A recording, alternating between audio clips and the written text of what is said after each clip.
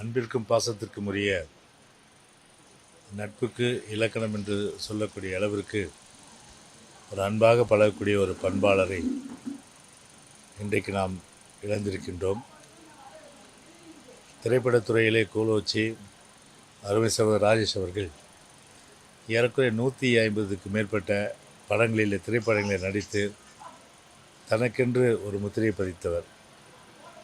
அது மட்டும் இல்லாமல் அனைத்து இந்திய அண்ணா திராவிட முன்னேற்ற கழகத்தின் மீது ஒரு எல்லையற்ற பாசம் கொண்டு, குறிப்பாக இதயம் புரட்சித் தலைவர் எம்ஜிஆர் அவர்கள் மீது மாறாத பக்தி கொண்டு, அதன் காரணமாக 1985ஆம் ஆண்டு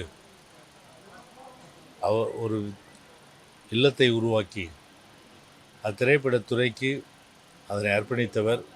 இதயம் புரட்சித் தலைவர் எம்ஜிஆரை கொண்டு அந்த இல்லத்தை திறந்து வைத்தவர் நம்முடைய அருமை சகோதரர் ராஜேஷ் அவர்கள். ஒரு பன்முகத்தன்மை என்று சொன்னால் அருமை சகோதரர் ராஜேஷ் அவர்களை நிச்சயமாக நான் இந்த நேரத்தில் குறிப்பிட்டாக வேண்டும். ஏன் என்று சொன்னால் அவர் ஒரு எழுத்தாளர் மட்டுமல்ல, ஒரு சிறந்த சிந்தனையாளரும் கூட. ஒரு ஆன்மீகத்திலும் சரி, அதே போன்று பல நூல்களெல்லாம் கூட எழுதி ஒரு சிறப்பு பெற்றவர். திரைப்பட இயக்குனர் பாலச்சந்திரால் அவர்களால் அறிமுகப்படுத்தப்பட்டு அதன் மூலம் திரைப்படத்திலே ஒரு கோலோச்சி தமிழ்நாட்டு மக்கள் மனதிலே இன்றைக்கும் ஒரு நெஞ்சங்களில் நிறைந்திருக்கிறவர் நம்முடைய அன்பு சகோதரர் ராஜேஷ் அவர்கள்.